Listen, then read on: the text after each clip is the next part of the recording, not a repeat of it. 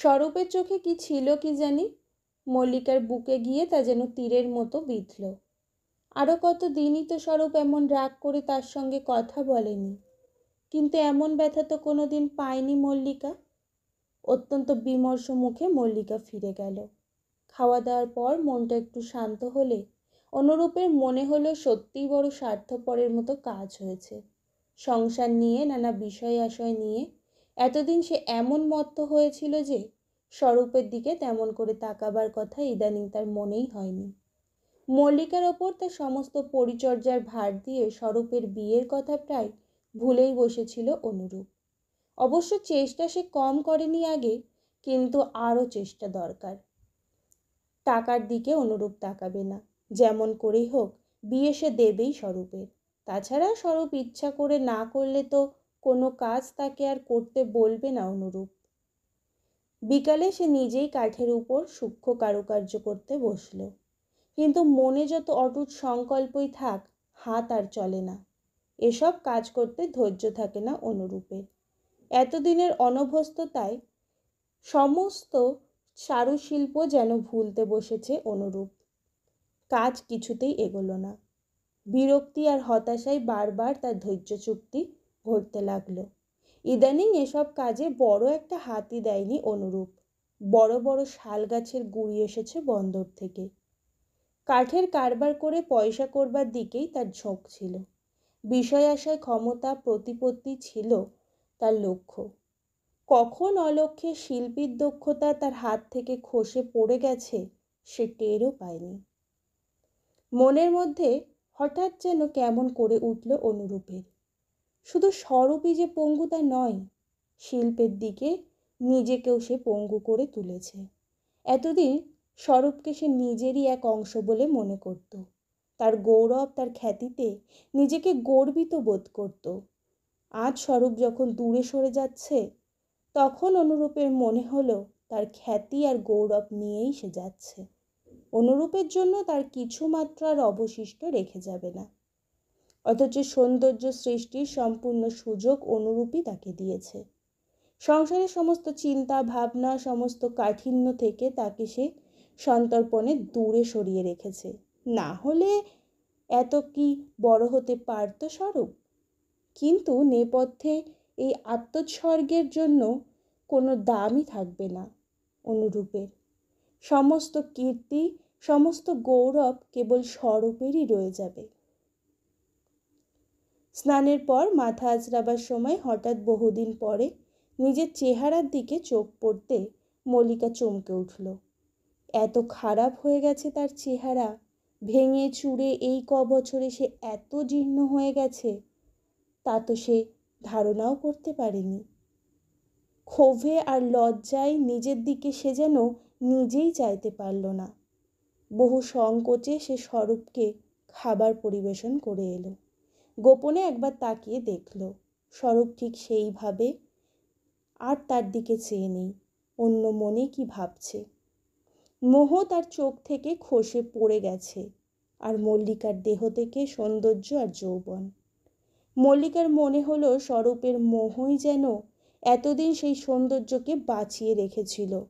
নীরবে পরিবেশন করে মল্লিকা চলে এলো। কোনো কথা বলতে চেষ্টা করল না। স্বরূপও কোনো কথা বলল না। কোলের ছেলেটা কাঁদতে লাগলো, কিন্তু মল্লিকার আজ আর তাকে ধরতে ইচ্ছা করল না। কেমন যেন উদাস হয়ে গেছে মন। রাত্রে গুহদের বাড়িতে ছেলেরা শখে থিয়েটার করবে। মেয়েদের বসবার জন্য আলাদা বন্দোবস্ত হয়েছে। পাড়ার মেয়েদের বিশেষ করে নিমন্ত্রণ করেছে তারা। তাছাড়া অনুরূপের অবস্থা একটু ভালো হওয়ার পর ইদানিং খুব খাতির আর সম্মান করছে গুহরা। মল্লিকা বলল, ছেলেপুলেরাই যাক, আমি আবার কি দেখব ওর? অনুরূপ জবাব দিল, সে ভালো দেখায় না। যখন বলে গেছে এত করে। খোকার অন্নপ্রাশনে ওর বাড়ির মেয়ে ছেলেরাও এসেছিল, মনে নেই তোমার? মল্লিকা সাধারণ একটা পরিষ্কার পরিচ্ছন্ন শাড়ি পরল। অনুরূপ দেখে বলল, ও কি, না না, ভালো একটা দামি শাড়ি পরে যাও। মনে মনে স্বামীর এই ব্যাপারে এই মনোযোগে মল্লিকা খুশিই হলো। মুখে বলল, কিন্তু এদিকে যে বুড়ো হয়ে গেলাম, বয়স তো হয়েছে, এখন কি আর ওসব ফ্যাশন মানায়? অনুরূপ বলল, ফ্যাশন অবশ্য আমিও পছন্দ করি না, তবু ভালো একটা দামি শাড়ি পরেই যাও, না হলে লোকে ভাববে বাড়িতে দালান দিলে হবে কি। অনুরূপ তেমনই কৃপণ আর ছোট লোকই রয়ে গেছে। মাত্র এই মল্লিকার আর একদিনের কথা মনে পড়ল। কি কথায় কথায় মল্লিকা বলে ফেলেছিল, আর এখন তো বুড়ো হয়েই গেলাম, বয়স কম হলো নাকি? শুনে স্বরূপ কি রাগ! আমার সামনে মুখে এনো না ওসব কথা। মল্লিকা হেসে বলেছিল, মুখে না আনলেই কি কথাটা মিথ্যে হয়ে যাবে? আমার বয়স তুমি জোর করেই কমিয়ে রাখবে নাকি ভেবেছ? স্বরূপ জবাব দিয়েছিল, হ্যাঁ, জোর করেই তো রাখবো। শাড়িটা অবশ্য কি ভেবে মল্লিকা বদলেই পড়ল। তারপর বলল, আর দেরি করো না, ঠাকুরপোর একটা বিয়ে দিয়ে দাও, খুব সুন্দরী মেয়ে যেন হয়। টাকার জন্য ভেবো না, এতদিন দেরি করাই ভারী অন্যায় হয়ে গেছে। অনুরূপ ভেবে অবাক হলো, হঠাৎ অপ্রাসঙ্গিকভাবে এ কথা বলল কেন মল্লিকা? স্বরূপ নিজের কাজ নিয়ে ব্যস্ত, কি একটা নতুন মূর্তি খোদাই করছে যেন। আজকাল অনেক কম কথা বলে স্বরূপ, মল্লিকাকে ডাকাডাকিও তেমন করে না। নিতান্ত প্রয়োজনীয় কথা ছাড়া আর বিশেষ কোনো কথাবার্তাও হয় না। মল্লিকার মাঝে মাঝে আসতে ভারী ইচ্ছে হয়, কিন্তু কোথায় যেন বাধে, কোথায় যেন একটি অভিমান আর সংকোচ লেগে থাকে। স্বরূপের মনের ভাব অবশ্য বদলায়নি, সে যেন এদের চাতুরি সব ধরে ফেলেছে। কেমন একটা ঘৃণাই তার মনে বদ্ধমূল হয়ে থাকে। গভীর মনোযোগে মূর্তি খোদাইয়ের কাজ করতে থাকে স্বরূপ। ভিন্ন জেলার এক জমিদার বাড়ি থেকে বায়না দিয়ে পাঠিয়েছে। কাজ সুন্দর হলে টাকাও যেমন পাওয়া যাবে, যশও তেমন দূরে দূরান্তরে ছড়িয়ে পড়বে। নিপুণ অভ্যস্ত হাত স্বরূপের তেমনই চলতে থাকে, কিন্তু মূর্তির মধ্যে তেমন লালিত্য আর সৌন্দর্য যেন আসতে চায় না। বিরক্ত হয়ে বারবার নতুন করে স্বরূপ কাজ আরম্ভ করে। অনুরূপ মনে মনে প্রতিজ্ঞা করেছে, এই 2-3টে মাস গেলে বিয়ে সে যেমন করেই হোক অগ্রহায়ণ মাসের মধ্যে দিয়ে দেবে স্বরূপের। একটা সম্বন্ধ প্রায় ঠিকই হয়েই আছে, কিন্তু সমস্ত সংসারের যেন আর রস নেই। জায়গায় বসে বসে স্বরূপ যেমন হাঁক ছাড়ত তেমন আর করে না।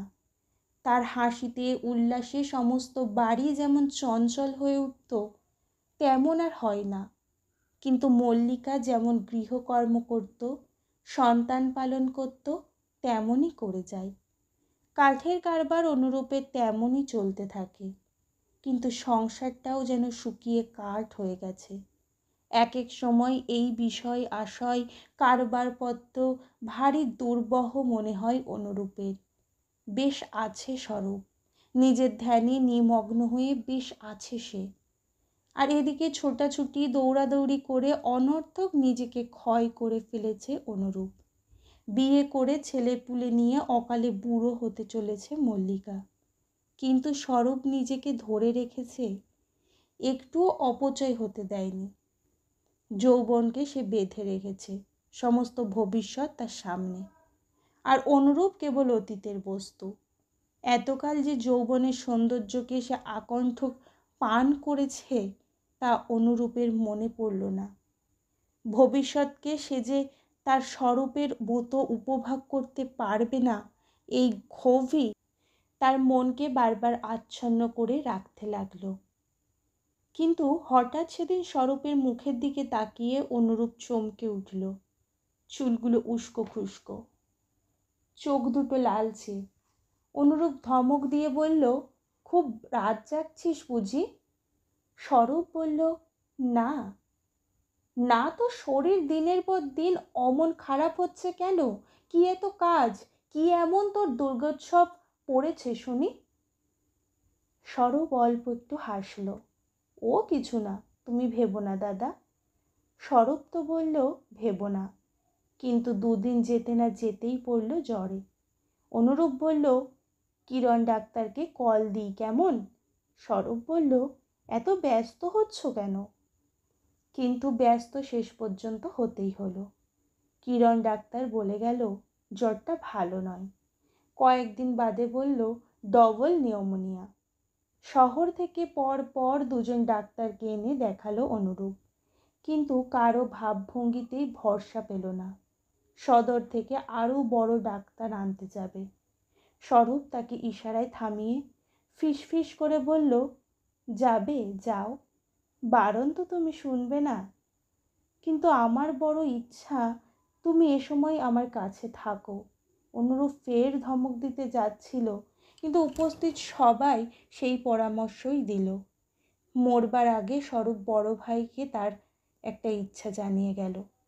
তার শেষ অসম্পূর্ণ মূর্তিটা যেন সম্পূর্ণ করে অনুরূপ। অনুরূপ চোখের জলের ভিতর দিয়ে বলল, আচ্ছা, কিন্তু তোর হাতের কাজে বাটালি ধরতে কি আমি পারবো?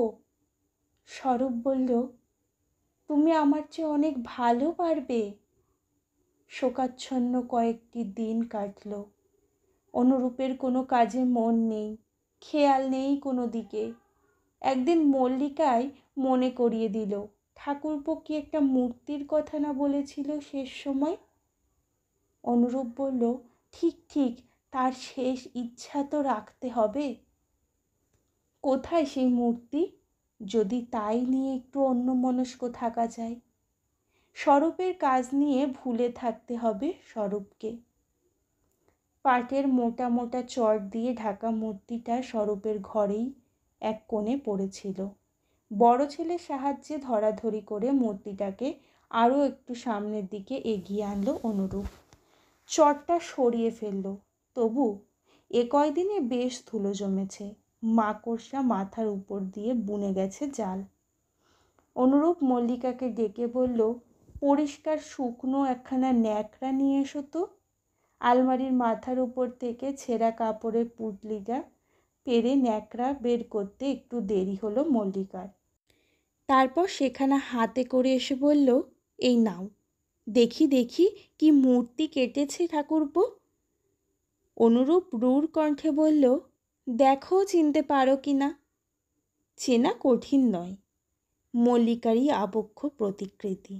এখনকার ভাঙাচোরা ক্ষয়ে যাওয়া মল্লিকার নয়, 10 বছর আগের সেই যৌবনোচ্ছ্বল সপ্তদশী মল্লিকা আবার এসে সামনে দাঁড়িয়েছে যেন। মূর্তিটাকে একবার দেখেই মল্লিকা সলজ্জে তাড়াতাড়ি সরে যাচ্ছিল। অনুরূপ হাত বাড়িয়ে তার শীর্ণ হাতখানা চেপে ধরল, বলল, যেও না, দাঁড়াও। মল্লিকা সভয়ে বলল, কি বলছো? অনুরূপ অদ্ভুত একটু হাসল, দাঁড়াও এখানে, বাকিটা তো আমাকেই শেষ করতে হবে।